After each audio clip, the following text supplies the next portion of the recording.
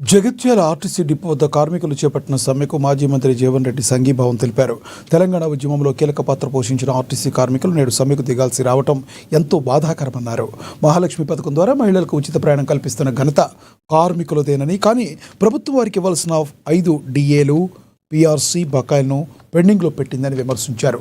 ఎన్నికల మేనిఫెస్టోలో ఇచ్చిన హామీల ప్రకారం ఆర్టీసీని బలోపేతం చేయాలని, తక్షణమే విలీన ప్రక్రియకు అపాయింటెడ్ డే ప్రకటించాలని వారు డిమాండ్ చేశారు.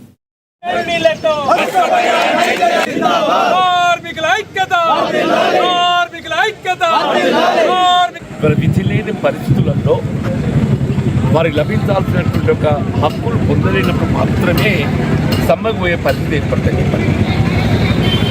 ఇవాళ తెలంగాణ రాష్ట్ర రోడ్డు రవాణా సంస్థ కార్మికులు ఏదైతుందో ప్రధానంగా తెలంగాణ రాష్ట్ర ఏర్పాటు ఉద్యమ సాధనలో ఆనాడు కేసీఆర్ గారికి ఏదైతుందో అండగా నిలిచి ముందు నడిచింది మన రాష్ట్ర రోడ్డు రవాణా సంస్థ కార్మికులు చెప్పక తప్పదు.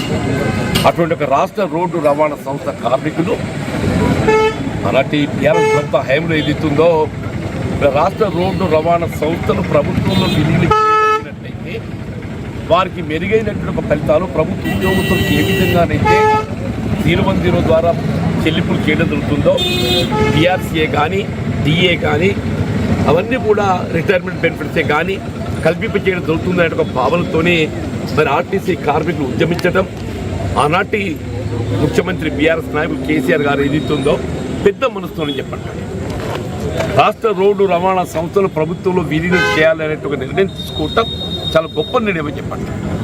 దాని గవర్నర్ దగ్గర తొక్కిపెట్టే ప్రయత్నం చేపట్టినప్పటికీ కూడా చేస్తామని చెప్పని మా ఎన్నికల ప్రణాళికలు ప్రధానంగా పేర్కొన్నామని చెప్పండి. అవన్నింటికి తోడు ఇప్పుడే సోదరి వసంత గారు పేర్కొన్నట్టు ఏదిస్తుందో ఇలా మహాలక్ష్మి కార్యక్రమం ఇంత సఫలీకృతంగా అమలు చేయబడడం జరుగుతుందంటే అది పెద్దపల్లి జిల్లా గోదావరి